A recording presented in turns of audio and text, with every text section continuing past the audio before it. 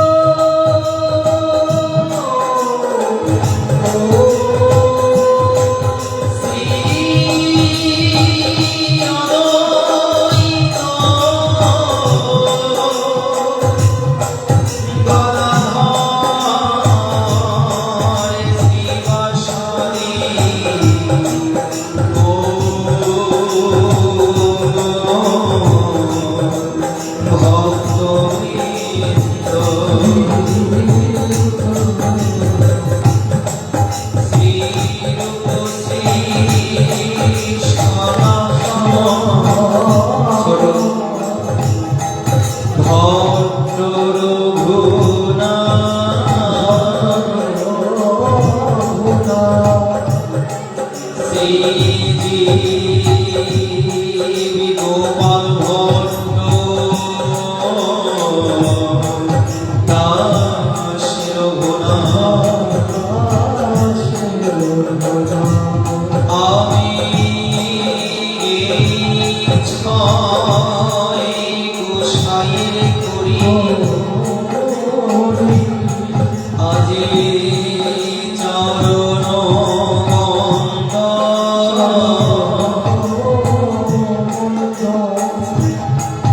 যাহা হইতে বিঘ্ন নাশ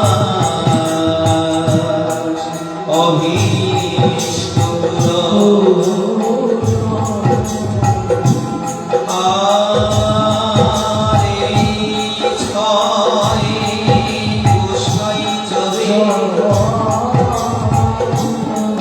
আমায় করুণা করিবে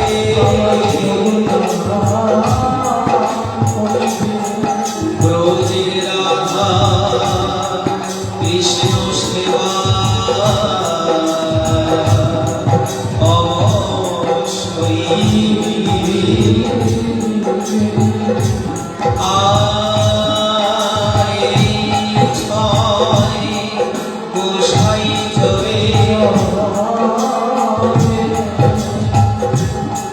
ব্রজে কইলে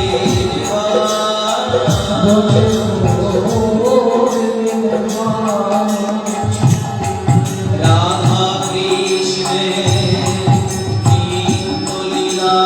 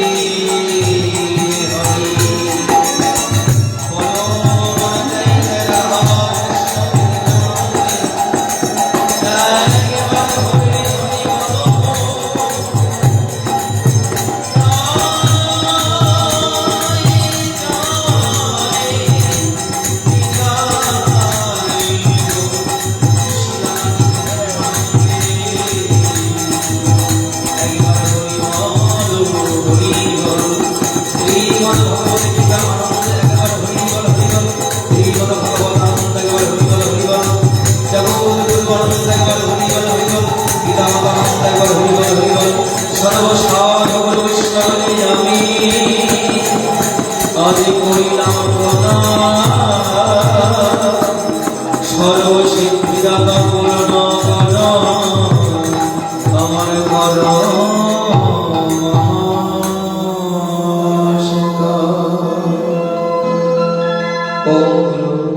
কৃপা হে কেবল ওম গুরু কৃপা হে কেবল ওম গুরু কৃপা হে কেবল শুধু যান তোমার সাউন্ডটা মিষ্টতা পাচ্ছে আমার মধ্যে একটু দেখেন সাউন্ডটা একটু মনিটর নাই হ্যাঁ সাউন্ড একটু কমাই দিন এত লাগবে অল্প দিন অল্প আমারটা একটু আগে ওদেরটা মিউজিকটা কমাই দিন শুধু যান পরম ভাগবত বৈষ্ণব যান আমি আপনাদের সকল ভক্তির শ্রীচরণে পুনঃ পুনঃ ধন্যবাদ প্রণাম জ্ঞাপন করছি। দেখুন আজকে আমাদের যে মহাভাগবত, হ্যাঁ একটু পরে, এই ভাগবতের কি মহিমা, এই ভাগবতের কি করুণা, এই করুণা সম্পর্কে আমাদের আগে জানা চাই, এই কৃপা সম্পর্কে আমাদের আগে অবগত হবে। যেমন পড়াশোনা করলে পরে আমাদের জীবনে কি সুফল, আর না করলে পরে কি কুফল, এটা যদি আমরা না জানতাম তবে আমরা শিক্ষার দিকে এতটা অগ্রসর কেউ হতে পারতাম না। তো দেখুন, ভাগবত আমাদের বললে আমাদের যে মনুষ্য জন্মটা আমরা সকলেই জানি, বহু বহু জমি ভেদ করার পরে আমাদের কিন্তু ভগবান কৃপা করে এই মনুষ্য জন্ম দান করেছেন। যে কথাটা আমি বারে বার বলি, অনেকে কীর্তন করি, অনেকে বলি যে কত সাধনার ফলে এমন সাধের মানব জন্ম পেলে। এই জন্মটা আমার মনে হয় এমন কোন সাধন ভজন কেউ আমরা করতেই জানি না যে ভজনের জন্য, যে সাধনার জন্য আমরা মনুষ্য জন্ম পেয়েছি। কেন এই কথা? আমরা কেউ বলতে পারি না যে মানব জন্মের পূর্বে আমার কোন জনিতে জন্ম হয়েছিল, পারি বলতে বাবু? এই জন্মে আমি মানুষের জন্ম গ্রহণ করেছি, আমি পরবর্তী জন্মে আবার মানুষ হব, এই গ্যারান্টি কি আমরা দিতে পারি না। আর আমাদের যদি কেউ জিজ্ঞাসা করে যে তুমি বলতে পারো এই জন্মের পূর্বে তোমার কোন জনিতে জন্মগ্রহণ করেছিলে তুমি, আমরা কেউ বলতে পারি না। যদি আমরা লক্ষ্য করি উত্তরটা নিজেরাই পেয়ে যাব। আমাকে আপনারা বলুন, এই যে ভগবান যে মানুষের মধ্যে বাকশক্তি, এই বাকশক্তিটা দিয়েছেন, এই বাকশক্তিকে অন্য কোনো প্রাণীর মধ্যে দিয়েছেন ভগবান? এই যে আমরা নিজেদের মনের আবেগ ভাবটাকে প্রকাশ করতে পারছি কথার মাধ্যমে, এইরকম কথাকে অন্য কোনো প্রাণী বলতে পারে মানুষ ছাড়া? পারে কি বলুন? নিজের মনের ভাবটাকে, নিজের মনের আবেগ প্রেমটাকে বহিঃপ্রকাশের জন্য আমরা কথার মাধ্যমে বাক শক্তির দ্বারা কিন্তু জগতে বহিঃপ্রকাশ ঘটাই। অপরাধ আমাকে ক্ষমা করবেন, যে কথা বলতে পারে না তাকে আমরা কি বলি? বোবা বলি না? তিনিও মানুষ, আমিও মানুষ। আমার মনের কথাগুলো বলে আমার সমস্ত কিছু জগতে বোঝাচ্ছি, কিন্তু যে কথা বলতে পারছে না সে মানুষ হয়েও কিন্তু তার মনের ভাবটাকে ভালো করে প্রকাশ করতে পারছে না। তাহলে ভালো করে চিন্তা করে দেখুন, একজন বোবা সে মানুষ হয়ে জন্মগ্রহণ করার পরেও নিজের মনের কথাটা কাউকে প্রকাশ করতে পারে না। কিন্তু যখন আমার এই মানব জন্ম ব্যতীত অন্য কোনো জনিতে আমার জন্ম হয়েছিল, আমি কি সেই জন্মে কথা বলতে পেরেছি? আমি কি সেই জন্মে নিজের মনের ভাব, নিজের মনের প্রেমকে প্রকাশ করতে পেরেছি? পারি নাই। তাহলে আমি যদি মনের ভাব প্রকাশ করতে পারি নাই, আমি যে জন্মে কৃষ্ণ বলতে পারি নাই, সেই জন্মে আমার সাধন ভজনই বা কি ছিল? নাকি আমরা তো ভজন বলতে জানি কি? গোবিন্দের নাম জপ করা, গোবিন্দের পথে চলা, সাধু সঙ্গ করা, নাকি শাস্ত্র অধ্যয়ন করা, বৈষ্ণব সেবা করা, এগুলোকে আমরা ভজন জানি। কিন্তু আমাকে আপনারা বলুন, যখন আমি মানব কুলে জন্মগ্রহণ করি নাই, তাহলে এর আগের জন্মগুলো কি আমি এগুলো করতে পেরেছিলাম? পারি নাই। তবে আমরা তো সবাই জানি যে এগুলো করার ফলে গোবিন্দ আমাদের কৃপা করে পূর্ণ বর্ষণ করে, আর পূর্ণ ফল গ্রহণ করার ফলে আমাদের মানব জন্মটা হয়। শুধু ভাগবত দেখুন আমাদেরকে একটি শ্লোকের মাধ্যমে কত সুন্দরভাবে বোঝাচ্ছেন। ভাগবত কি বলেছেন এই মনুষ্য জন্ম সম্পর্কে? নিরিদেহ আদ্যম সুধি সুদুর্লভ। অর্থাৎ এই যে মানব জন্মটা, মানব দেহটা, এই মানব জন্ম আর মানব দেহটা, এটা কিন্তু শুধু মানুষেরই আকাঙ্ক্ষিত দেহ আর জন্ম নয়। স্বর্গে যে দেব দেবতাগণ বসে আছে, স্বর্গে রাজত্ব লাভ করে, তারাও কিন্তু ভগবানের কাছে মনুষ্য জন্ম ভিক্ষা চায়। কেন? কিসের জন্য চায়? এই মানুষ তার নিজের ভাব প্রেম ভক্তিকে যতটা প্রকাশ করতে সামর্থ্য, স্বর্গের দেব দেবতাগণ ততটা সামর্থ্যবান নয়। এর প্রমাণ কোথায়? আজকে যেমন ভাগবত আরম্ভ হয়েছে, এখানে কদিন হবে এখানে ভাগবত? 3 দিন, 5 দিন, জয় রাধে। তো 5 দিনের আজকে প্রথম প্রজন্ম। তো ভাগবতের এই ব্যাসাসনে বসে যাকে স্মরণ না করলেই নয়। আমি স্মরণ করছি যিনি ভগবানের অংশ অবতার, পরম ভাগবত রচয়িতা কৃষ্ণ দৈবয়ন বেদব্যাস চরণকে। আমি স্মরণ করছি ব্যাসপুত্র সুখদেব গোস্বামী চরণকে। তৎসঙ্গে যে পরম ভাগবতের জগতের মাঝে আসলে পড়ে মধুর ভাগবত আমরা পেতাম না, আমরা সেই পাণ্ডুকুল তিলক পরম বৈষ্ণব পরম ভাগবত পরীক্ষিত মহারাজের শ্রীচরণকে বন্দনা করছি। তৎসঙ্গে সেই হরিদ্বারে ব্রহ্মকুণ্ড তটে নৈমিষারণ্যে যত সাধুগুরু মুনি ঋষিগণ বসা ছিলেন, উপস্থিত ছিলেন, লক্ষ্যে অলক্ষ্যে যত বৈষ্ণবজন, আমি সকলের চরণকে বন্দনা করছি, স্মরণ করছি আমার পিতামাতার চরণকে। আমি বন্দনা করছি আমার দীক্ষা গুরু শ্রী শ্রী কৃষ্ণদেব বেদব্যাস তাহার শ্রীচরণকে। তো শুনিজন, আজকে যখন ভাগবত আরম্ভ হয়েছিল, আপনারা সবাই জানেন, নতুন কিছু আমি বলতে পারি না, সে শক্তি আমার মধ্যে নেই। কেন মানব জন্মটাকে দুর্লভ বললেন ভাগবত? এর পিছনে অবশ্যই কারণ আছে। পরীক্ষিত মহারাজকে যখন সুখদেব গোস্বামী কৃষ্ণ কথা আস্বাদন করাতে যাবেন, খুব ধ্যান দিয়ে শুনবেন। কৃষ্ণ কথা যখন আরম্ভ করবেন, আরম্ভের পূর্বেই লক্ষ্য করে দেখতে পাবেন স্বর্গ থেকে অগণিত দেবতাগণ অমৃতের কুম্ভ নিয়ে পরীক্ষিত মহারাজের কাছে আসেন। কেন দেবতাগণ অমৃতের কুম্ভ নিয়ে এসেছিলেন? একটাই কারণে, দেবতাদের কাছ থেকে পরীক্ষিত মহারাজ অমৃত সেবা করে অমর হবে, আর কৃষ্ণ কথা যে অমৃত ধারা পরীক্ষিত মহারাজে পাবে, ওই অমৃতের বিনিময়ে তারা কৃষ্ণ কথা লাভ করতে চাচ্ছেন। তাহলে ধ্যান দিতে হবে আমাদের। আমরা সবাই জানি স্বর্গে অপরন্ত সুখ, অপরন্ত শান্তি। সেই স্বর্গকে পরিত্যাগ করে দেব দেবতাগণ চরণের কাছে চলে আসলেন কার? পরম বৈষ্ণব পরীক্ষিত মহারাজের চরণে। এখানে একটি সংকেত আছে কি? স্বর্গে দুটি জিনিস আপনি পাবেন। স্বর্গে আপনি যাহা কিছু চাইবেন তাহা কিছু পাবেন, কিন্তু দুটি জিনিস পাবেন না। কি পাবেন না? স্বর্গে সব আছে, কিন্তু মর্তধামে এই যে হরি কথার বাসর মিলেছে, এই হরি বাসর আর হরি কথা আপনি স্বর্গে পাবেন না। যদি স্বর্গে হরি কথার হরি বাসর থাকতো, তবে স্বর্গ পরিত্যাগ করে দেবতাগণ মর্তধামে নেমে আসতেন না। এর জন্য এখান থেকে আমাদের সংকেত এবং টিকা দিচ্ছেন যে আমাদের এই দেবদুর্লভ মানব জন্মটা কতটা মূল্যবান। স্বর্গের দেব দেবতাগণ তাদের স্বর্গের রাজত্ব পরিত্যাগ করে দেয় একমাত্র হরি কথা আস্বাদন করার লালসায়।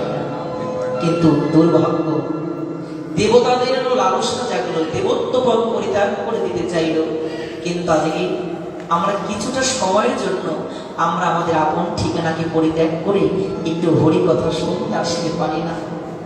তাই সুধীজন, হে বৈষ্ণবজন, আসুন, যেহেতু আমাদের হরি কথা আস্বাদনের সুযোগ হয়েছে, আজকে রাধা গোবিন্দের মন্দিরে দুই পাশে গৌরার নিতাই, আসুন না আমরা সেই গৌর গলদেশে মাল্যদান করে আমরা সামনে হরি কথায় প্রবেশ করে যাই।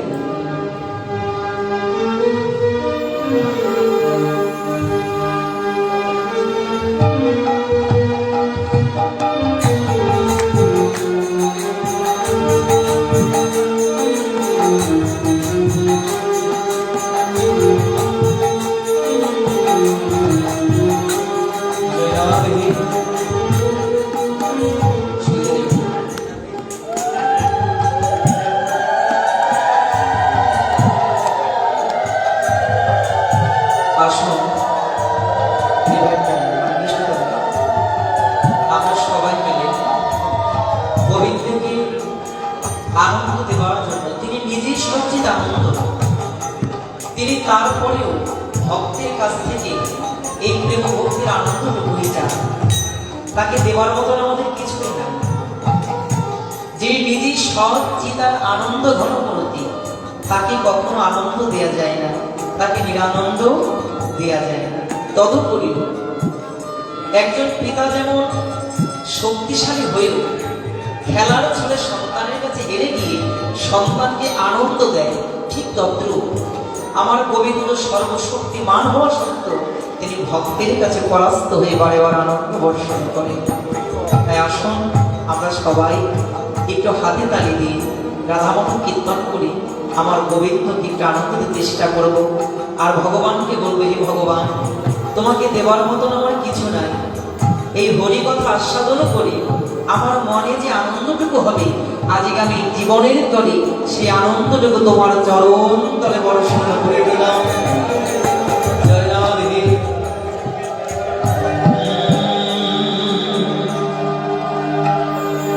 জয় রাধা মাধব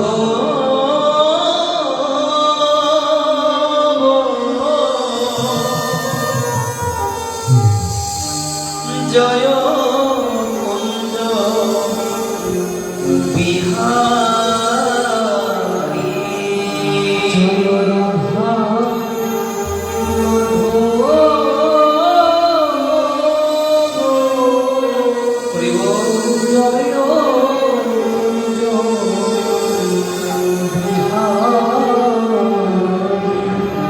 জয় রাধা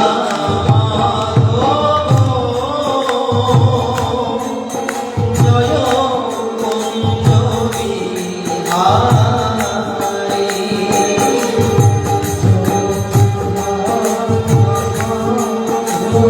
সবাই হাতে তালি সেবা করে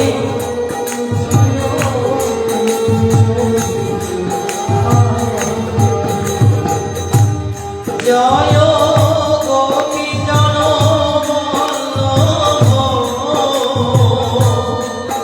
জয়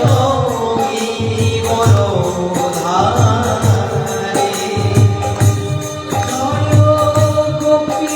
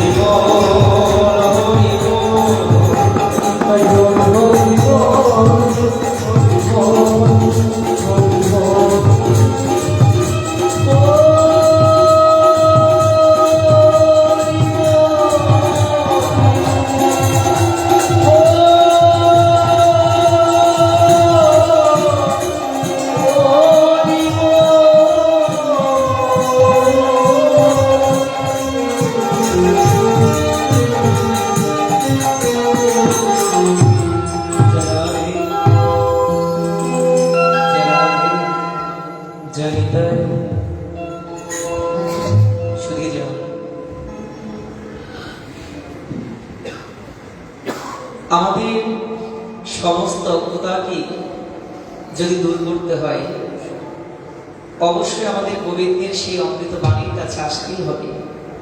কেন? কোন বিপাসিত ব্যক্তির যেমন তৃষ্ণা জলবিহীন কখনো নিবারণ হতে পারে না, যদি জীবনে আপনি সুখ শান্তি এবং জীবনের মানে খুঁজে পেতে চান, অবশ্যই আপনাকে সেই ভাগবত গঙ্গার কাছে অবগমন করতেই হবে। কেন করতে হবে? শ্রীমদ্ ভগবত গীতার পাতায় ভগবান বলেছিলেন অর্জুনকে উদ্দেশ্য করে, অর্জুন, তুমি কর্ম জ্ঞান ভক্তি মুক্ত সম্বন্ধে আমার কাছে অবগত হতে চেয়েছ। অর্জুন, তুমি হয়তো জানো না, এই জগৎ মাঝে আমি কখনো কাউকে দুঃখ দেই না, সুখ দেই না। কেন? জগতের বুকে সূর্যের আলো যেমন সকলে ভোগ করতে পারে, সূর্যের আলো যখন বর্ষণ করে সূর্য যেমন কোনো ভেদাভেদ করে না। আমি যদি কৃষ্ণচন্দ্র হই, তবে আমি কেন আমার করুণার আলো জগতে দিতে ভিড় করব? আমি কাউকে হিসাব করি, আমি কাউকে বিচার বিবেচনা করে আমার করুণা বর্ষণ করি না। তুমি শোনোনি, ভক্তগণ আমাকে ভালোবেসে নাম দিয়েছে করুণার সিন্ধু দীনবন্ধু।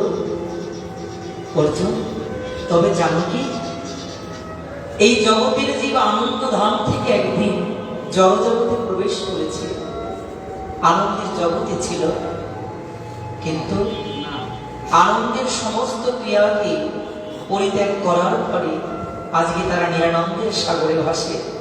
তবে সবাই নয়, যারা আনন্দের ধারাটাকে ধরে রাখতে পেরেছেন তাকে কখনো নিরানন্দ স্পর্শ করতে পারে না। পারে কি? এই যে আমাদের বিদ্যুৎ, যাকে আমরা বাংলাতে কারেন্ট বলি, যদি আপনি ভুলবশত স্পর্শ করেন আপনাকে ছেড়ে দেবে কি? ছাড়বে না। আপনি ভুলে ধরেন বা জ্ঞানে ধরেন, আপনি ওকে ধরলে ও আপনাকে ধরে রাখবে। দেখুন, এই জগতে বিদ্যুতের যদি এতটুকু শক্তি থাকে, ভুলক্রমে স্পর্শ করলেও যদি বিদ্যুৎ তড়িৎ আমাদের হতে হয়, তাহলে কেন আমরা একবার প্রশ্ন করলাম না, যার নামে এত দিব্য ভাব, যার নামে এত দিব্য মহিমা, যদি কোনোদিন চিত্তটাকে শুদ্ধ করি, একবার হৃদয়ের ব্যাকুলতা দিই, ওই মহানামকে একটু স্পর্শ করতে পারতাম, তবে হয়তো আনন্দ আমাকে স্পর্শ করত। বিদ্যুৎ স্পর্শ না করলে পরে যেমন বিদ্যুৎ স্পৃষ্ট হওয়া যায় না, তদ্র যত সময় পর্যন্ত ওই নামকে হৃদয়তে ধারণ না করা হয়, শুদ্ধ চিত্তে নামকে জপ না করা হয়, তত সময় পর্যন্ত নাম চাইলেও ক্রিয়া করতে পারে ঠিক, কিন্তু ক্রিয়া থেকে আমরা দূরে সরে থাকি। তাই দেখুন, ভগবান শ্রীকৃষ্ণ অর্জুনকে বারংবার শিক্ষা দিচ্ছে, অর্জুন তুমি যেমন কর্ম করবে তুমি সেই ফলরূপ আবার তোমার সমস্ত কিছু ফেরত পাবে। যদি তুমি পূর্ণ কর্ম করো তবে তুমি তোমার সদ্গতি হবে, যদি তুমি অপকর্ম করো তবে তোমার নরক বাস হবে। নরকের ভয় আমরা সবাই করি না বাবা? কিন্তু নরকের ভয় করার পরেও নরক যে জন্য যে কর্মে আমাদের যেতে হয়, সে কর্মটাকেও কিন্তু পরিত্যাগ করতে পারি না। নরক ভয় পাই, কিন্তু নরকের পথকে আমরা ছাড়তে পারি না। ভাগবত বললেন, মহাজন গতস্য পন্থা, মহাজন যে পথে করেছে গমন, সেই পথে তোমাকে গমন করতে হবে। কিন্তু পথের বহির্মুখ হয়ে থাকলে পরে কখন আমরা গোবিন্দ কৃপা, গুরু কৃপা লাভ করতে পারবো না। গীতার পাতায় গোবিন্দ বলেছেন, অর্জুন যে যেমন কর্ম করবে তাকে সেই ফল ভোগ করতে হবে। আমি কারো পাপের ভাবও বহন করি না, কারো পুণ্যের ভাবও আমি গ্রহণ করি না। সতীজন, একবার ভালো করে চিন্তা করে দেখুন, যদি পাপের ভাগ পুণ্যের ভাগ গোবিন্দ গ্রহণ না করেন, তবে আমার যে পূর্বের জন্মের অপরাধের বোঝা, আমার যে পূর্ব জন্মের দুষ্কৃতির ফল, এগুলো কি আদৌ খণ্ডন হওয়া সম্ভব? সম্ভব কি? কখনই সম্ভব নয়। ভগবান তুমি তো দীনবন্ধু দয়া, আমি যে অপকর্ম করেছি পূর্ব জন্মের আমার যত অপরাধ, সেই অপরাধ সম্মুখে আমি তো কর্মফল ভোগ করছি। তবে তুমি যদি কোনো কিছুর ভার গ্রহণ না করো, তবে যে আমি আমার জীবনের পাপের বোঝাকে বহন করে চলতে পারছি না। তুমি যদি আমার সমস্ত কিছুকে ক্ষমা না করো, আমাকে তুমি পথ না দেখাও, তবে আমি পথ চলতে পারবো না। যদি আমরা প্রশ্ন করি, যদি ভগবান কোনো কিছুর ভাব গ্রহণ না করে, তবে আমার দশা হবে কেমন, আমার জীবনের গতি হবে কি?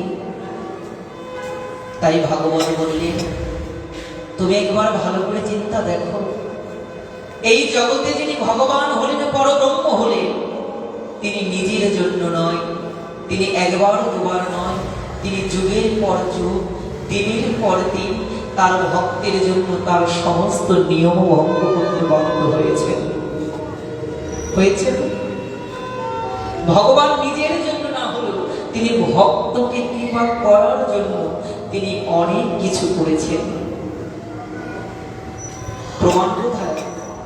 সত্য যুগের পর আসার কথা ছিল দাপর যুগ, তারপরে ত্রেতা, তারপরে কলিযুগ। কিন্তু সত্য যুগের পরে আসলো কোন যুগ? ত্রেতা। কেন আসলো? আপনারা জানেন যে ভক্ত মাতৃভক্ত ছিলেন, মাতৃভক্তি তার এতটাই প্রখর ছিল, যিনি তার মাতৃদেবীকে উদ্ধার করার জন্য স্বয়ং ভগবানের সাধনা করেছিলেন। গোবিন্দ সন্তুষ্ট হয়ে তাকে বর প্রদান করতে চেয়েছিলেন। সেই মাতৃভক্ত পুত্রের একটাই চাওয়া ছিল, ঠাকুর আমি তোমার কাছে আর কিছু চাই না। তুমি বলেছ এক যুগ পরে আমার মাতৃদেবীর মুক্তি মিলবে। তোমার কাছে যদি আমার কিছু চাইতে হয় আর আমাকে যদি তোমার কোনো বর দিতে হয়, তবে তুমি আমাকে সেই বর দাও, যেন এক যে যুগ পরে ছিল ওই পরের যুগ যেন আগে চলে আসে, যেন এই যুগ ঘোরার ফলে আমার মাতৃদেবী উদ্ধার হয়ে যায়। ভগবান কৃপা না করে থাকতে পারে, তিনি যুগের পরিবর্তন করে দিলেন ভক্তের জন্য। জগৎকে জানালেন শুধু যুগের পরিবর্তন নয়, যদি বিশ্ব ব্রহ্মাণ্ডকে আমার ঘোরাতে হয় তাও ঘোরাবো। কেন জানো? এই জগতে আমি নিজের ইচ্ছায় কিছু করি না, ভক্তের হাতে ভগবানের প্রেমের ডুরি থাকে। ভক্ত যেদিকে ঘোরায় সেদিকে আমার ভগবান ঘোরে। তাই মন, যদি কেউ ভগবানকে ভজন করতে পারে, যদি তাকে কেউ ডাকতে পারে, আমার ভগবান কোনো ভক্তের মনের বাসনা অপূর্ণ রাখেন না। তিনি কখন তার প্রতিজ্ঞা ভঙ্গ করেন ভক্তের জন্য? আপনি মাটি দিয়ে যদি একটি প্রতিমা তৈরি করেন, ওই মাটির প্রতিমাকে যদি আপনি কোনো ছাউনি দিয়ে রেখে দেন, ওটাকে কিন্তু গলানো সম্ভব নয়। গলবে কখন? কখন? যখন ছাউনি থেকে বের করে আপনি গঙ্গায় বিসর্জন দেবেন, জলের স্পর্শ পেলে পরে ওই শক্ত প্রতিমাও কিন্তু গলে যায়। তো শাস্ত্রকারগণ বললেন, তুমি তোমার ওই ভগবানকে, তোমার আরাধ্যকে শুধু মূর্তি করে রেখো না, কি করবে জানো? যদি পারো নিত্য নৈমিত্য তোমার প্রেম ভক্তির নয়ন জল দিয়ে তুমি ওই বিগ্রহকে সেবা করতে থাকো, অভিষেক করতে থাকো। যদি কোনোদিন তোমার প্রতি নয়ন জল আমার গোবিন্দ ব্যাকুলতা দিয়ে, প্রেম দিয়ে যদি গোবিন্দকে ডাকতে পারো, আমার গোবিন্দ একদিনে গলে যাবে তোমার চোখের কাছে। বলেছিল ভগবানও থমকে গিয়েছিলেন তার ভক্তের কাছে। ভগবান বললেন, এই জগতে তো আমার তোমার কাছে কিছু চাওয়ার নেই, তারপরও আমি আশায় বুক বেঁধে থাকি। কি আশায় জানো? আমার সব কিছু আছে, তারপরেও আমি যদি ভক্তের কাছ থেকে প্রেম ভক্তিটুকু না পাই, তবে আমার মনে হয় সব থাকতো কি যেন নাই, কি যেন নাই। ভগবান যিনি গীতার কথায় বললেন, আমি কারো পাপ পুণ্য আর সুখ দুঃখের ভাগিদার নই, সেই ভগবান যিনি তারপরে ভগবান শ্রীকৃষ্ণ ছিলেন, আজকে যিনি কলিতে গৌর হয়ে হলে, আজকে সেই ভগবান ভক্ত রূপ ধারণ করে জগতের প্রত্যেকটা জীবকে শেখাচ্ছে, ওগো ভগবানের কাছে তুমি যেতে পারবে না, ভগবান তাই তো তোমার কাছে আসে। আর কেউ যদি কারো কাছে আসে তাকে কিছু দিতে হয়। ভগবানকে তোমার দেওয়ার মতন কিছু নাই। তাই যদি পারো দিনম ত্যাগবার হলে বাহু তুলে হরি বলে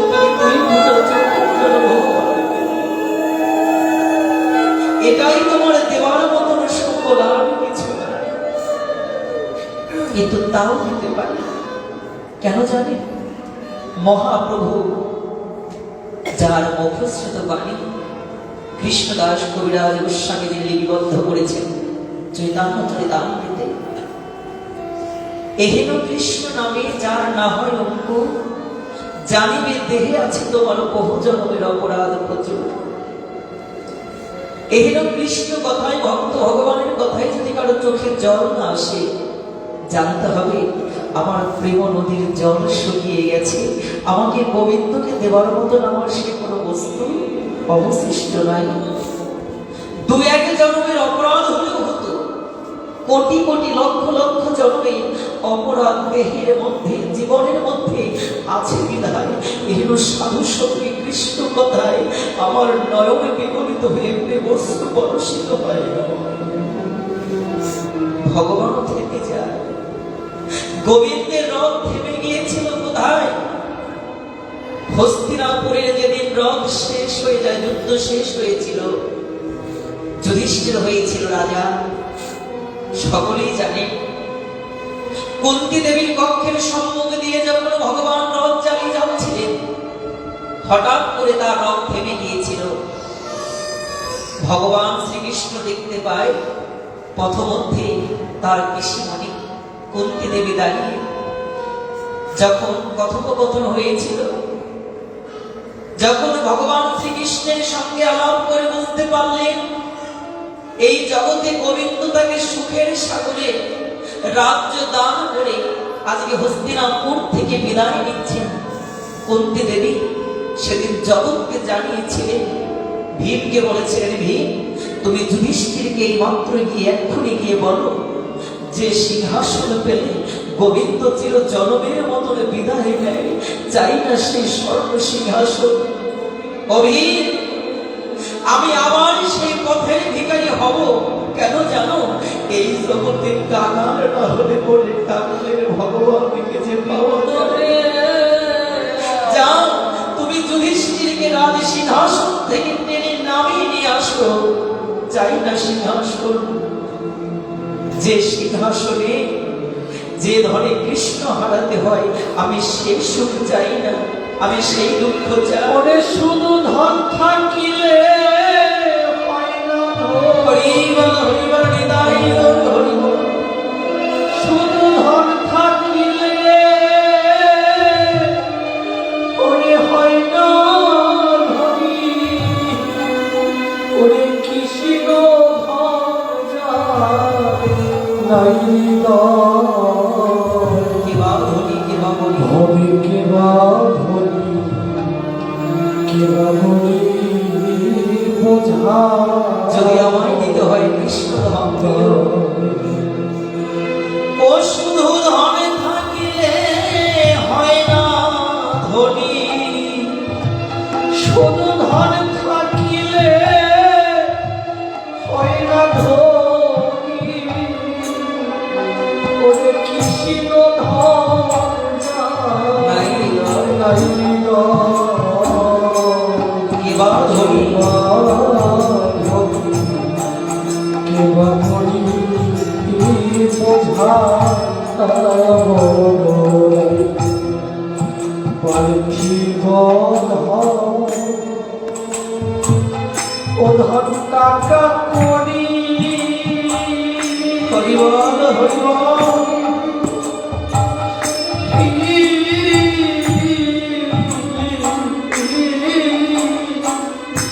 মনোরে অর্থ স্বর্থ বিষয় যেতে হবে, সকল ছাড়ে হবে, সকল ছাড়ি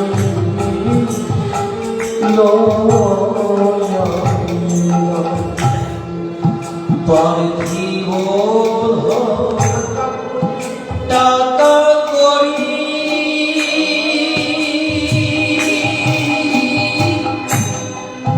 টাকা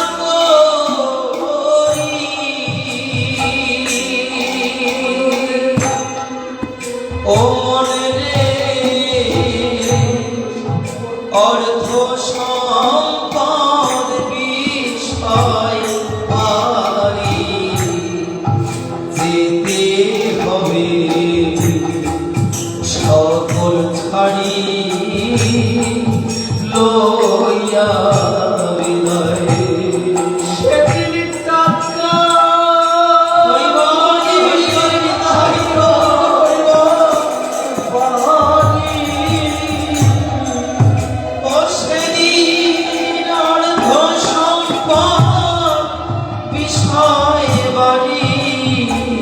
সঙ্গে কি আর যাবে না এবার ধরি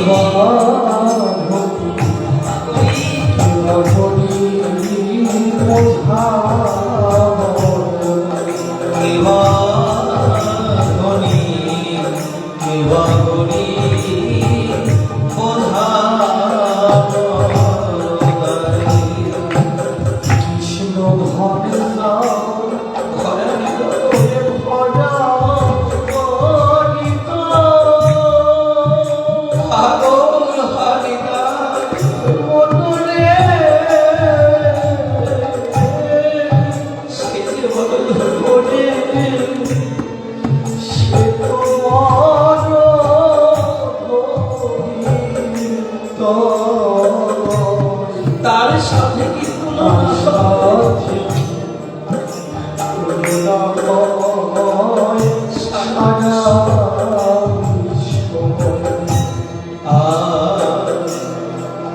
কৃষ্ণ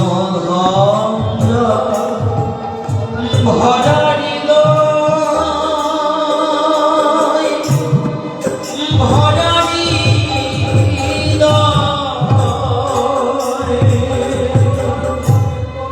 ও মনে রে সে তো বড় ধনী নয় তার সাথে কি তুলনা হয় সারা সময়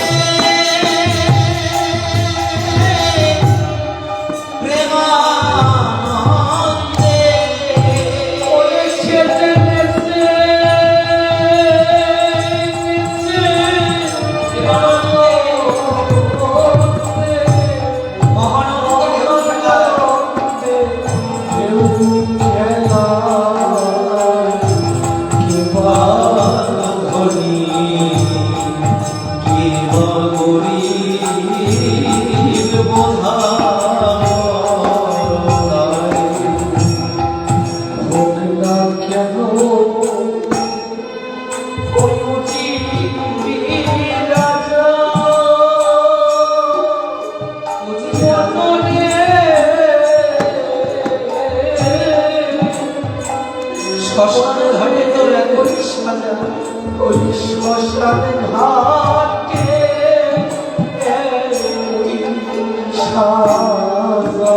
বুঝলি সেদিন কেমন মজা কেমন মজা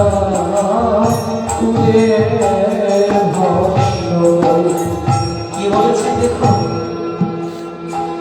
আমি যদি অহংকার করি দম্ভ করি আমি তো 10 তলায় থাকি আমার বোঝাই এমন আর আমার সুখেই বুঝে আমার জীবনটা কেটে যাবে কিন্তু বাবা এই জগতে সুখ তোমার ততদিন পর্যন্ত যতদিন পর্যন্ত তুমি সুখ কাউকে দিতে পারবে আর যেদিন তুমি ঘরের বোঝা সমাজের বোঝা হবে সেদিন তুমি আর সুখ আশা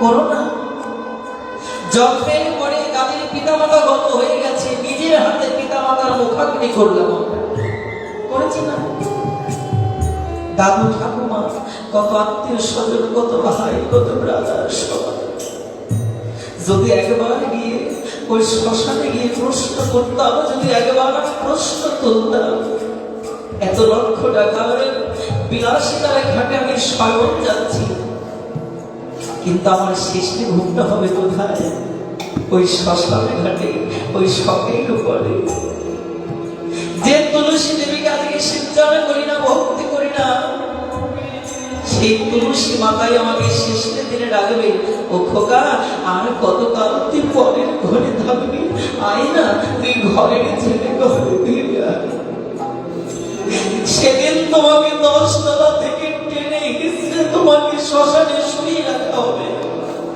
কেউ তোমাকে পাহারা দেবে না সেদিন একমাত্র ভক্তি দেবে তোমার হবে শেষ সব আজও পর্যন্ত গুরুর চরণের প্রতি ভক্তি হলো না, আজও পর্যন্ত বিষয় কামনা আমার দূর হলো না। ভাগবত কেন? পরীক্ষিত মহারাজ হস্তিনাপুরের একছত্র রাজা ছিলেন। তিনি যদি চাইতেন যমরাজকেও বাঁধতে পারতেন, কিন্তু বাঁধলেন না। কেন জানো? তিনি জানতেন, তিনি গীতা পাঠ করতেন, তিনি ভাগবত অধ্যয়ন করতেন। এই জগতের দেহের পতনে আমাদের মুক্তি দিতে পারে না। যদি আমার জীবনের মুক্তি কিছুতে হয়, একমাত্র গোবিন্দের মধুমুখ হরিকথা। যদি জীবনের মুক্ত হয়, তবে একমাত্র সাধুগুরু বৈষ্ণবের চরণ ধরে হবে আমার জীবনের মুক্তির পথ। তাই তিনি সমস্ত রাজ্যকে পরিত্যাগ করে সাধুর বাজারে বৈষ্ণবের চরণ ধরে তার দেহটাকে মাখিয়ে দিয়েছিলেন। তিনি জানতেন জীবনের শেষ গতি হবে বৈষ্ণবের চরণ, আর হবে মধুমন্থর কৃষ্ণ। তাই বলেছেন, হোক না যত ওরে উজির রাজা,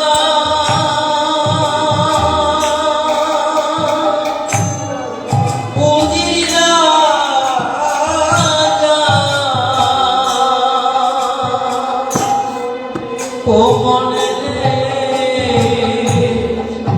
শ্মশানে ঘাটে কই সারা বুঝবি সেদিন কেমন মজা উড়ে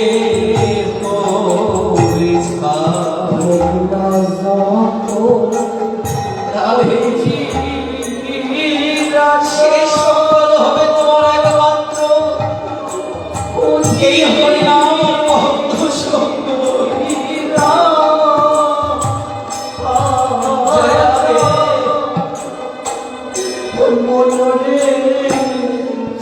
শ্মশান ঘাটে সব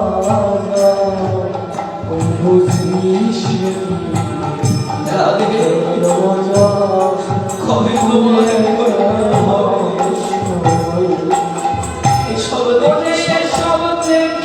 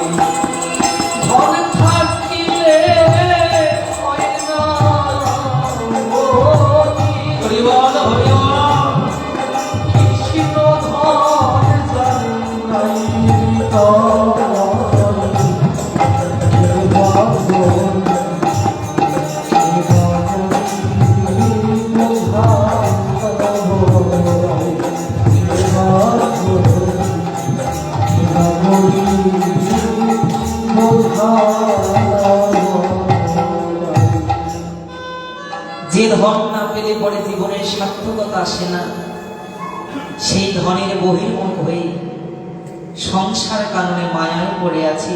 কিন্তু যারা সেই ধনের খবর পেল, সন্ধান পেল, তারা কোনোদিন আর আমার মতন ঘরে থাকবে না। ভগবান যেহেতু ভাগবতের সংকেত দিলেন, মহাজন যখন পথ চেনালেন, যদি ওই মরুদিকে তুমি গলাতে চাও, তবে একটাই তোমার পথ। যদি তুমি কাঁদতে পারো, যদি তুমি হৃদয়ে ব্যাকুলতা দিতে পারো, তবে কঠিন ভগবান তোমার কাছে গলে যাবে। সুধীজন, আপনারা আস্বাদন করেছিলেন এখানে শেষের দিনে যে আলোচনা হয়েছিল, গুরু ভক্তি ভিন্ন, জীবনে কোনোদিনও কৃষ্ণ ভক্তি আসবে না, আর আসা সম্ভব নয়। কেন নয়? ওই যে নদী আছে, নৌকা আছে, বৈঠা আছে, কিন্তু মাঝি না। আমার নৌকা কোন ঘাটে যাবে? যাবে কোন ঘাটে? যাবে, তবে কোন ঘাটে যাবে সেটা নির্দিষ্ট কোনো গ্যারান্টি নাই। বাতাস যেদিকে বইবে সেদিকে সেই তরি যাবে। কিন্তু যার তরির মালিক আছে, মাঝি আছে, একমাত্র সেই তো তাকে গন্তব্যে পৌঁছে নিতে পারে। তাই ভগবান যেন সংকেত দিলেন, আমিও যাব ভক্তের কাছে এই কথার মান রক্ষা করার তরে। কোন ভাবে? আমি ভগবান রূপে নয়, আমি যাব প্রত্যেকটা জীবের জীবন মন্দিরে গুরুর রূপ ধারণ করে। গুরুতে যার নিষ্ঠানতি আছে, একমাত্র তিনি তো গোবিন্দকে লাভ করতে পারে।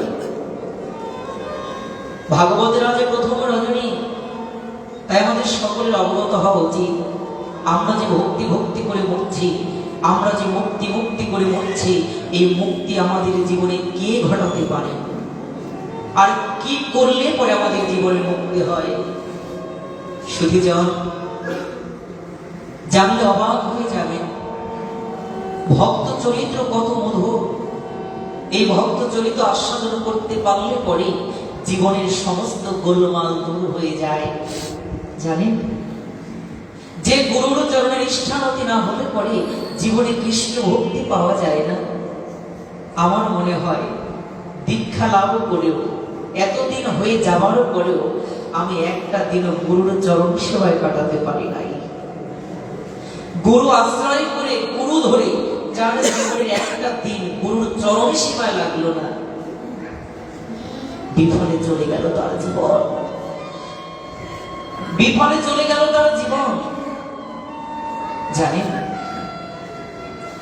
পরম যিনি সতগুরু হয়, তিনি ভক্তকে শিক্ষা দেবার জন্য, ভক্তকে শক্ত করার জন্য নানাবিধ লীলা করে থাকেন। একজন গুরুদেব, তার অনেক শিষ্য ছিলেন। হঠাৎ করে সেই গুরুদেব হঠাৎ করে তিনি সকলের শিষ্যকে জানান দিলেন যে, হে শিষ্যগণ, আর বেশি দিন নয়, খুব শীঘ্রই আমার দেহের মধ্যে এমন এক কুষ্ঠব্যাধি রোগ বাসা বাঁধবে, যে অসুখ নিয়ে, যে রোগ নিয়ে আমি লোকালয়ে থাকতে পারবো না। কুষ্ঠব্যাধি চেনেন? যদি ভালো করে চিনি না, তবে এই রোগের লক্ষণ হচ্ছে এই সুস্থ দেহটা পচন ধরা। শুধু পচন নয়, এই পচন ধরে ওই পচন জায়গায় পোকাও হয়ে যায়, তাকে বলে কুষ্ঠব্যাধি। দেখবেন অনেকে কিন্তু রাগের মাথায় বলে না, তোর জন্য কুষ্ঠব্যাধি বলে না। এই কুষ্ঠব্যাধি হলে পরে, পচন রোগ হলে পরে কেউ আপনার পাশে থাকবে না। গুরুদেব বলেছে, আমি এই কুষ্ঠব্যাধি নিয়ে আর তোমাদের মাঝে থাকবো না। কি করবো জানো? আমি বারাণসীতে চলে যাব। সেখানে গিয়ে আমার জীবনের বাকি দিনগুলোকে আমি কাটিয়ে দেব। তোমরা সবাই এখানে ভালো থেকো, গোবিন্দের নাম করো। তোমরা যে মহামন্ত্র পেয়েছ, সেই মন্ত্রকে তোমরা জপ করো। যখন শুনতে পেয়েছে গুরুদেবের কুষ্ঠব্যাধি হবে, এই আমার মতন তো দেহ সুখের কত শিষ্য আছে, যিনি নিজের দেহটাকে সুখে রেখে তারপরে আমি গুরুর পদে নিজের সেবা বর্ষণ। কিন্তু না, এটা শিষ্যের লক্ষণ নয়। যিনি গুরুদেবের প্রকৃত ভক্ত হয়, তার একটাই চাওয়া, গুরুদেব বলুন না, এই জগতে আমার আপনার চরণ ছেড়ে কোথায় বা যাওয়ার জায়গা আছে? আপনি আমাকে ছেড়ে যাবেন না, আপনি যেখানে যাবেন আমাকে আপনি নিয়ে চলুন। গুরুদেব, এই জগতের বুকে সবার তো সকল যাওয়ার জায়গা আছে, কিন্তু জানেন, জল যেমন মাছ ভিন্ন বাঁচতে পারে না, তদ্রূপ যেদিন থেকে আপনি আমাকে উদ্ধার করার জন্য সে মন্ত্র কর্মে ঢেলে দিয়েছেন, সেদিন থেকে জীবনের সমস্ত ভার আপনার শ্রীচরণে আমি নিবেদন করেছি। সকলকে ক্ষমায় ছেড়ে চলে যান, আমার তাতে দুঃখ নাই, কিন্তু একটাই চাওয়া, যেন আপনার চরণ ছায়া যেন আমাকে কখনো না ছাড়ে। কখনো যেন না ছাড়ে গুরুদেব। গুরুদেব মনে মনে চিন্তা করলেন, মনে মনে ভাবছেন সবাই হয়তো আমার সঙ্গে যাওয়ার জন্য ইচ্ছা রাখবে না, হয়তো এর মধ্যে কোনো এক ভক্তকে আমি পাবো যে কিনা তার দেহের মায়াকে পরিত্যাগ করেও গুরু সেবায় জীবনকে দান করে দিয়ে হলো বলবে, গুরুদেব আপনার সঙ্গে আমার নিয়ে চলো। সত্যিকার অগণিত ভক্তের মধ্যে একজন শিষ্য পরিবেশন করছিলেন। এই কথা শুনে একটু একটু করে সকল শিষ্য পিছপা হয়ে যাচ্ছে। গুরুদেব দেখতে পায় খুব সরলতার ছাপ যেন মুখমণ্ডলে ভাসছে। এক কোনায় বসে দুই চোখের জলে ভাসছে। সবাই চলে গেছে। গুরুদেব বলছে, কি রে বাবা, সবাই চলে গেল, তুই যাবি না?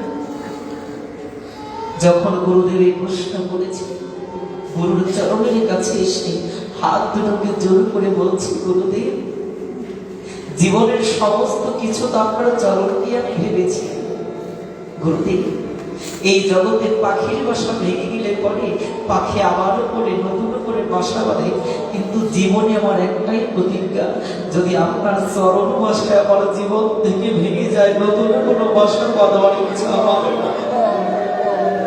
ও গুরুদেব, যে বাসায় আমি ওই চরণে বেঁধেছি সেই বাসা যেন আমাকে ভেঙে দিলেন না। গুরুদেব বড্ড আনন্দিত হলে বললেন, হ্যাঁ রে, তোর কি মরারও হয় না? কি বললেন জানেন গুরুদেব? এই জগতে যে কিনা গুরুর চরণে জীবনকে সমর্পণ করে, যে কিনা গোবিন্দের পথে নামতে চায়, গোবিন্দ গুরুদেব যার সহায় হয়, সে কি আর মরার ভয় করে? গুরুদেব যে মরলে পরে বাঁচাতে পারে, তার চরণে এসেও কেউ কি আর মরার ভয় করে? কেন? গুরু ব্রহ্মা, গুরু বিষ্ণু, গুরুদেব মহেশ্বর, গুরুদেব পরম ব্রহ্ম তস্মৈ শ্রী গুরুবে নমঃ। গুরুদেব যে গুরুর মধ্যে পরব্রহ্ম বিরাজ করে, আমি সাক্ষাৎ পরব্রহ্মকে রেখে মৃত্যু ভয়ে কোথায় গিয়ে বাঁচব বলো? মৃত্যু আমাকে ছাড়বে না কোনোদিন, মৃত্যু আমার হবে, তবে আমার মৃত্যুটা যেন আপনার যুগল চরণে হবে, যেন আপনার চরণ তলেই আমার মৃত্যু হয়। তবু আমি মৃত্যুকালে বলতে পারবো, আমার জীবনটা পরে গুরুর চরণ তলে হয়েছে। এখানে ভক্তকে কোন গুরুদেব ছেড়ে যাইতে চাইলেও পরে গুরুদেব রেখে যেতে পারে না, যেমন করে পারে নাই হরিদাস ঠাকুরকে রেখে যেতে। মহাপ্রভু যেদিন নদিয়া পরিত্যাগ করে পরিধামের উদ্দেশ্যে রওনা হয়েছিলেন, সকল ভক্তকে বিদায় দিতে পেরেছিলেন, কিন্তু হরিদাসকে বিদায় দিতে পারেন।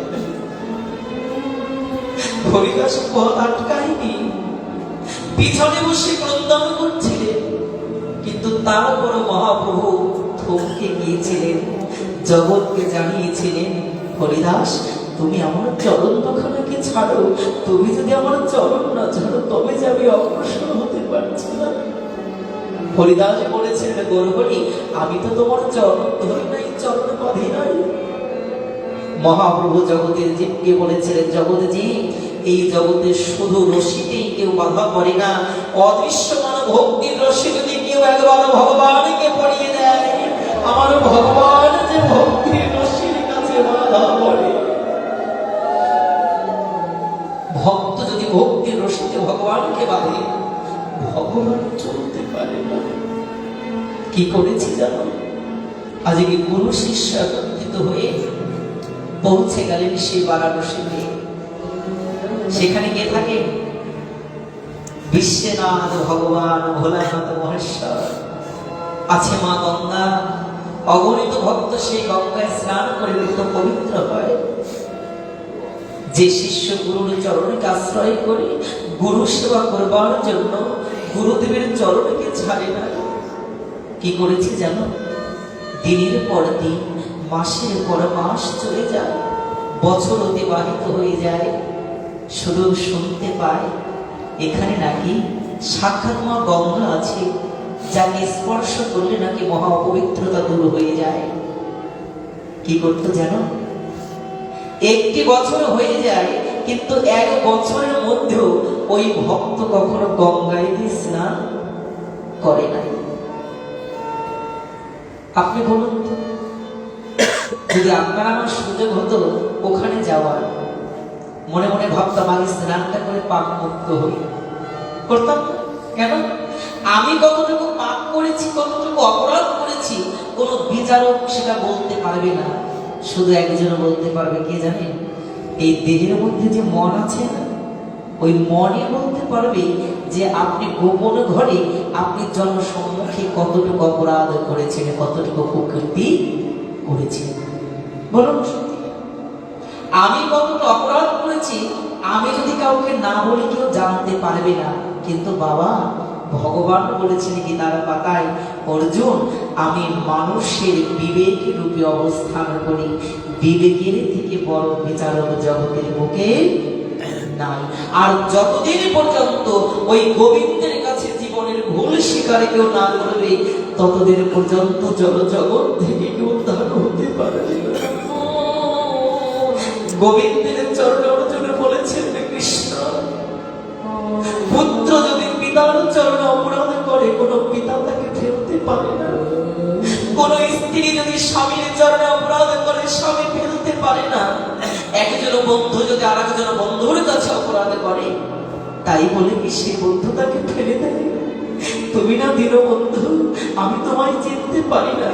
আমি তোমাকে স্বাভাবিক একজন মানুষ হয়তো মনে করেছিলাম, কিন্তু আমি বুঝতে পারি নাই তুমি শুধু এই জগতের নয়, তুমি অনন্ত কোটি ব্রহ্মাণ্ডের ভগবান। তুমি আমায় ক্ষমা করে দাও প্রভু, তুমি আমায় ক্ষমা করে দাও। কি দিয়েছিল না ক্ষমা করে? ভগবান বলেছিলেন, যদি একজনের পিতা মাতা তার সন্তানকে ক্ষমা না করে থাকতে না পারি, তবে আমি তো জগতের পিতা মাতা। শুধু আমার চরণে যদি একবার কেউ বলে, ভগবান আমার জীবনের অপরাধের ক্ষমা তোমার কাছে চাই, গোবিন্দ ক্ষমা করে দেয়। কি করেছে জানো? গুরু চরণের সেবায় এতই তার নিষ্ঠা ছিল। কিসের গঙ্গা স্নান, কিসের তার অন্য কর্ম? কখন সে গুরুর চরণে সেবার সুযোগ পাবে, গুরুর চরণেই পড়ে থাকে। হঠাৎ করে আজকে যে কৈলাসের ভোলানাথ তার পার্বতী, যার কাছে কিনা এই ভগবতের গোপন তত্ত্ব কথা ছিল, আজকে পার্বতী হঠাৎ করে দেখতে পায় সেই বিশ্বনাথ ভগবানের আজকে হঠাৎ করে তার সেই মৃদু হাস্য বদনটা মলিন হয়ে গেছে। ধ্যান যোগে ক্ষণিক তিনি হাসছে, আবার ক্ষণিক তিনি কান্না করছে।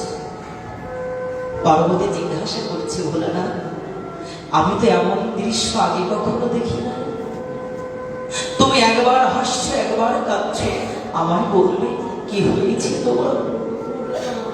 স্বয়ং ভোলানাথ পার্বতীকে বলছে, পার্বতী এই জগতে সবাই ভগবান দেখতে ছোটে, কিন্তু জানো এই জগতে ভগবান দর্শনের থেকে যদি গুরুনিষ্ঠ কোন শুদ্ধ কৃষ্ণ ভক্ত দর্শনে কেউ করতে পারে, এই জগতে তার মতন আনন্দ আর হয় না। পার্বতী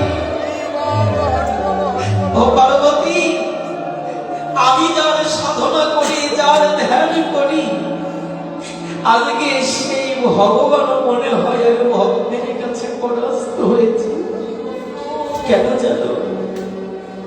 এই বারাণসীতে একটা বছর হয়ে গেছে গুরু সেবা করে করে, যে কিনা জগতের সব কিছু ভুলে গেছে। ও পার্বতী দেখো না, এই গঙ্গায় কত ভক্ত স্নান করে। পার্বতী তুমি জানো না, এক বছর আগে একজন গুরুনিষ্ঠ ভক্ত এই বারাণসীতে এসেছিল, কিন্তু এক বছরের মধ্যে সে গঙ্গা স্নান করে। কিন্তু জানো পার্বতী, এই জগতে গঙ্গা স্নান করলে কতটা পবিত্র হয় আমি জানি না, কিন্তু একবার তুমি আসো দেখে যাও। এই জগতে একজন ভক্ত পেয়েছে যে কিনা অন্য গঙ্গায় নয়, গুরুর চরণে সেবা করে করে তার দেহ গঙ্গার জলে নিত্য নৈমিত্য স্নান করে। ও পার্বতী, তুমি দেখে যাও, একজন গুরুনিষ্ঠ ভক্ত, এমন ভক্ত তুমি জগতে পাবে না যে স্নান করতে গঙ্গারে যাব গ্রহণ করে না, নিত্য নৈমিত্য দেহ গঙ্গারে স্নান করতে। পার্বতী কি বলছে জানো? ও বললা না, সারা জন্ম ভর্ত গঙ্গা হয়ে জগৎ পবিত্র করলাম, সকলের পাপের সমস্ত কিছু ধুয়ে মুছে আমার পক্ষে দিয়ে গেল, কিন্তু আমার জীবনের গতি হবে কি বলো না? আমি কেমন করে এত বোঝাকে বহন করব? তবে শুনেছি এই জগতে সাধকের বৈষ্ণবের চরণ তলেই নাকি একমাত্র মুক্তি পেলে কোটি গঙ্গা বিরাজ করে। চলো না, আজকে দুজনে মিলে ওই শুদ্ধ ভক্তকে দর্শন করব, আর মন ভরে আমি গঙ্গা আজকে পবিত্র হয়ে যাব। চলো না, আজকে ভক্ত সঙ্গ করতে ভোলানাথ বলছো পার্বতী, তবে চলো। কেন জানো? এই জগতে সব সময় সত্য ভক্ত দর্শনের সুযোগ হয় না। যদি কারো সুযোগ হয়, সেই সুযোগ যেন কেউ অবজ্ঞা করে না। কি করেছে জানো? আজকে কৈলাসের ভোলা আজকে সেই ভক্তে মন্দিরের সম্মুখে গিয়ে ডাকছে কাকে? যে কিনা গুরুর চরণ সেবা করছিল। বলছে কে গো? কে তুমি? কুটির একবার তুমি বাহির হও, দেখো আজকে স্বয়ং মহেশ্বর এসেছে তোমার দুয়ারে, একবার তুমি আসো, দেখে যাও। কি করেছে জানো? যখন ওই শিষ্য গুরুর চরণ সেবা করছিল, দেখতে পায় গুরুদেব এখনো নিদ্রায় যায়নি, তন্দ্রাচ্ছন্ন। তিনি কোনো সাড়া দিচ্ছে না। সাড়া দিচ্ছে না কেন? যদি সাড়া দিলে আমার গুরুদেবের ঘুম ভেঙে যায়। যাকে যোগ সাধনায় পাওয়া যায় না, সেই ভোলানাথ আজকে ভক্তের দুয়ারে, গুরুর ঘুম ভেঙে যাবে বলে আজকে ভোলানাথের ডাকও সাড়া দেয় না। জগৎকে যেন বোঝাতে চাইছে, কেউ যদি ওই গুরুদেবের চরণ ধরতে পারো, ওই মহাকালকে তোমাকে ডাকতে হবে না, স্বয়ং ভোলানাথ আসবে তোমার জীবন দুয়ারে, মহেশ্বর আসবে তোমার জীবন দুয়ারে। গুরুদেব যখন তন্দ্রাচ্ছন্ন হয়েছে, নিদ্রায় গিয়েছে, যখন শুনতে পেয়েছে ভোলানাথ এসেছে, ভোলানাথের সম্মুখে দাঁড়িয়ে হাত জোড়ো করে বলেছে, ভোলানাথ আমার অপরাধকে ক্ষমা করো, তুমি তো মহাকাল, আমাকে তো মহাকালের যাত্রী একদিন হতেই হবে। তবে ভোলানাথ, আমি প্রতিজ্ঞা করেছি আমার জীবনের পতন যেন গুরু সেবা করে করে গুরুর চরণেই হয়। ও ভোলানাথ, বলো না তুমি কি জন্য আমার কাছে এসেছো? আজ এই কৈলাসের ভোলা অবলিত ধারায় সে অবলোক নয়নে গুরুনিষ্ঠ ভক্তের বদনের দিকে তাকিয়ে দেখছে আর বলছে, এগো তুই কি দিয়ে তৈরি বল না বাবা। ওরে, যে গুরুর মধ্যে ব্রহ্মা বিষ্ণু মহেশ্বর থাকে, যাকে ভজন করে কেউ কখনো পায় না, আজকে আমি এসেছি তার দুয়ারে। কতটুকু ধনী অভাবী হয়ে আমি তোর কাছে এসেছি, তোকে বলতে হবে। আজকে ভগবান, যিনি বিশ্বের ভগবান, সমস্ত কিছুর ভার বহন করে, সেই ভগবান তিনিও করুণায় কৃপায় ব্যাকুলতায় গলিত হয়ে তিনি কৈলাস পরিত্যাগ করে ভক্তের কাছেও উপস্থিত হন। কি করেছে জানি? বলেছে, বাবা তোকে তো কত সময় ধরে ডাকছি, তুই কেন আসছিস না আমার কাছে? কি বলছে জানো? ভোলানাথ, তুমি চলে গেলে পরেও তোমাকে ডাকলে আমি পাবো, কিন্তু বলো না কত জন্ম তো আমার হয়েছিল, কত জন্মে আমি কত কিছু পেয়েছি। এই জন্মে আমি যে আমার পরম সদ্গুরুর চরণে আশ্রয় করতে পেরেছি, যদি জীবন থেকে একবার গুরুর চরণ হারাই তবে কি আর সেই চরণ কোনোদিকে পাবো? ভোলানাথ আরো অবাক হলে গুরুর চরণে সেবা করার জন্য আজকে ভোলানাথের চরণে কেউ সে মূল্যবান জীবনে ধারণ করছে না কেন? ওই যে গুরু ব্রহ্মা, গুরু বিষ্ণু, গুরুদেব মহেশ্বর। তাহলে বাবা, আমার চোখ থাকতেও অন্ধ, মন থাকতেও আমি বধি। কেন বধি? আমি এখনো পর্যন্ত গুরুদেবকে ব্রহ্মা, বিষ্ণু, মহেশ্বর বলে জীবনে মানতেই পারি না। আমার গুরুদেব গত হয়ে গেছেন জানি না, আপনারা বলেছিলাম।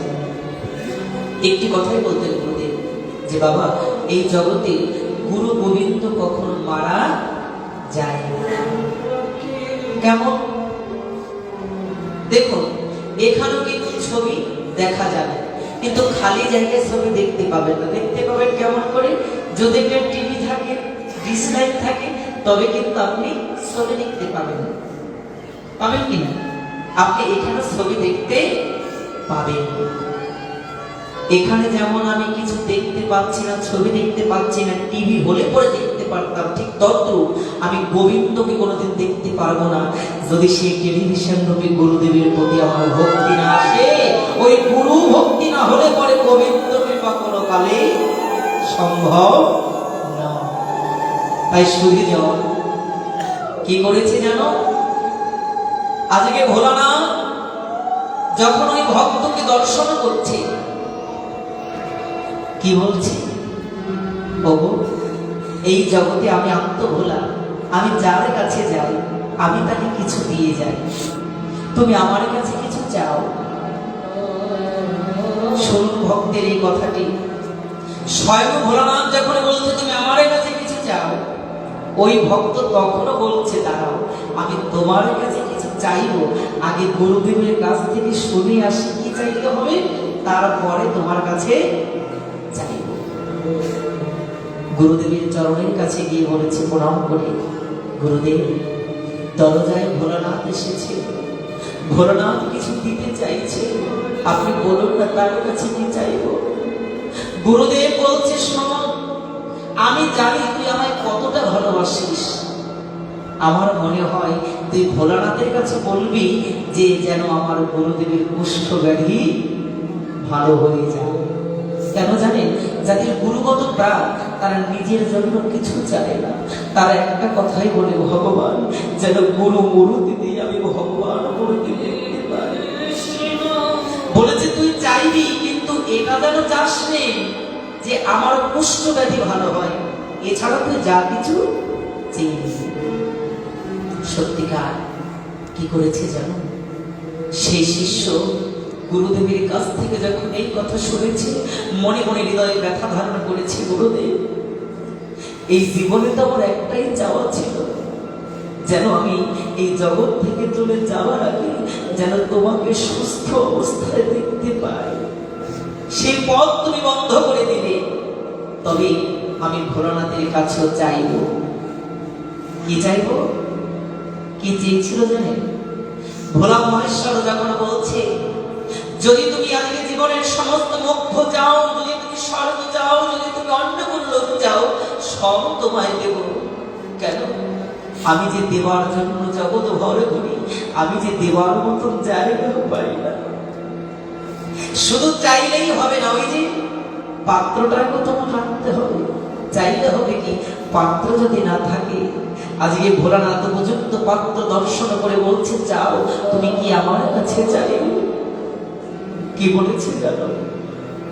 যে ভক্ত, যে শিষ্য গুরুর চরণ থেকে এসেছে ভোলানাথের কাছে, তিনি মনে মনে চিন্তা করছে, তিনি জগৎকে জানাচ্ছে, হে জগৎ, যে চরণে সেবা করলে পরে ভোলানাথ আসে দরজায়, যে চরণে সেবা করলে পরে বিষ্ণু আসে দরজায়, যে চরণে সেবা করলে পার্বতী আসে দরজায়, আমি এত এক এক করে সকল চরণের সেবা করে কেন আমি আমার জীবনের দিনগুলোকে হয়তো শ্রম করে কাটিয়ে দেব।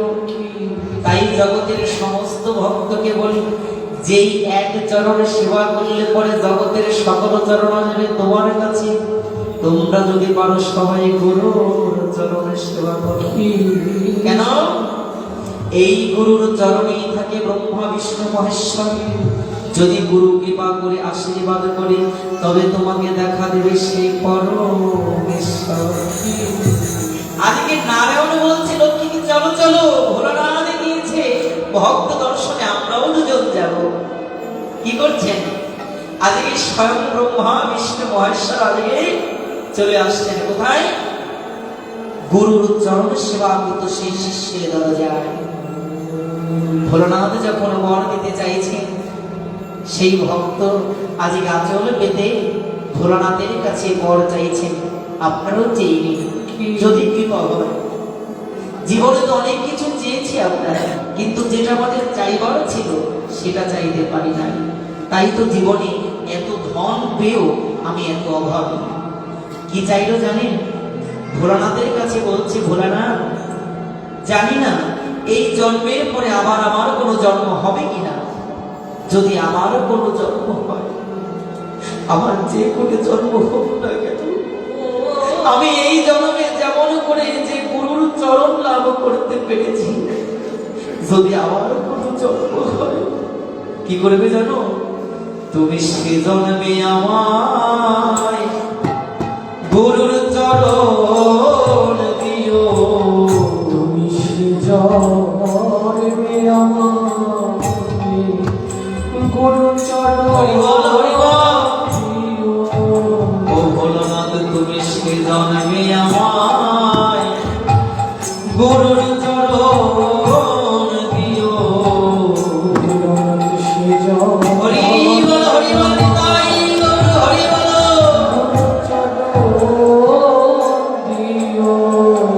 ও তোমার কাছে আমি ওই আর চাই না কিছু, যেন আমায় পর জন্মে গুরুর চরণ দিও। তোমার কাছে চাই না কিছু, আমি চাই না রাধে, তুমি কৃপা করে আমায় ওই চরণ দিও। ওই চরণ দিও, যেন আমি চরণ সেবায় ওই আমি লাগতে পারি। চরণ সেবা যেন লাগতে পারি, আমি লাগতে। ও প্রভু আমি জানো ওই চরণ সেবায় লাগতে পারি। আমি যেন ওই চরণ সেবায় লাগতে পারি। ওই চরণ ছাড়া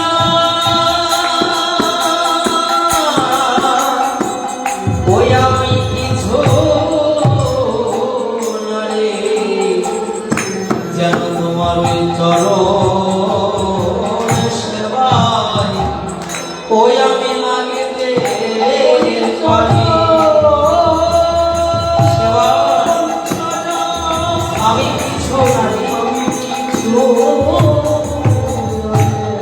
যেন তোমার চরণ সেবায়, চরণ সেবা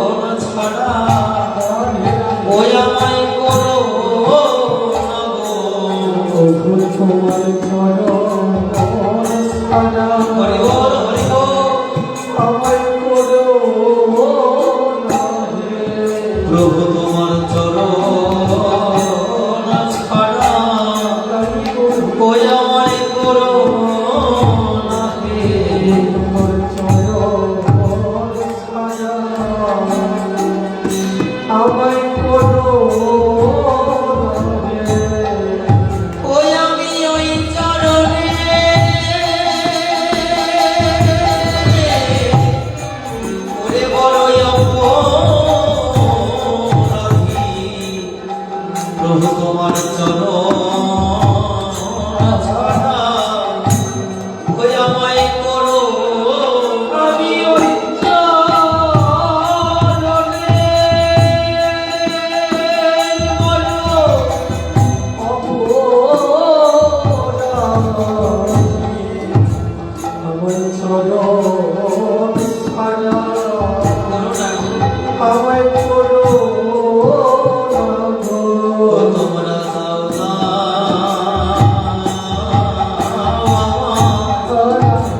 ওই চরণ ধুলি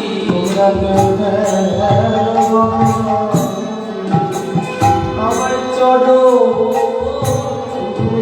ও ভক্ত দাও না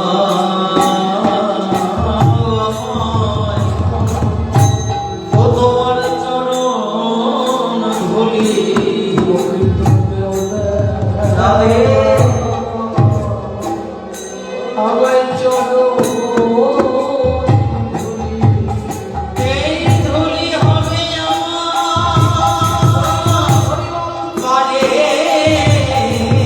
করি, দাও দাও আমায় চরণ ধুলি ধুলি হবে আমার পায়ে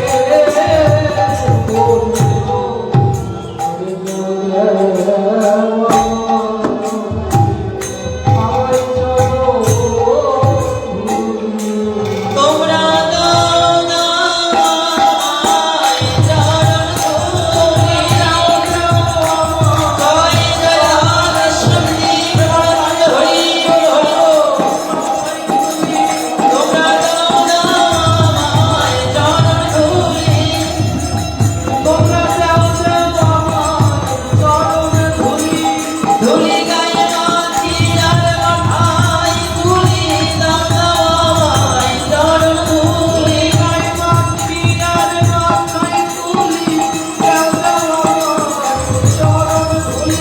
জয় রাধে জয় রাধে জয় রাধে জয় রাধে।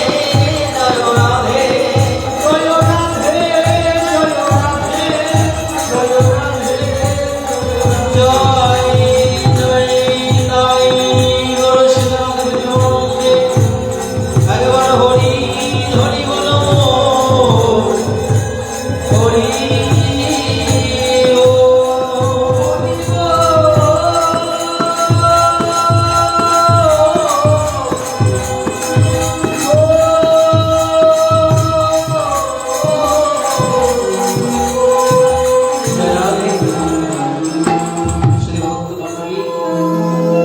তাই প্রথম রজনীর একটাই চাওয়া থাকবে যে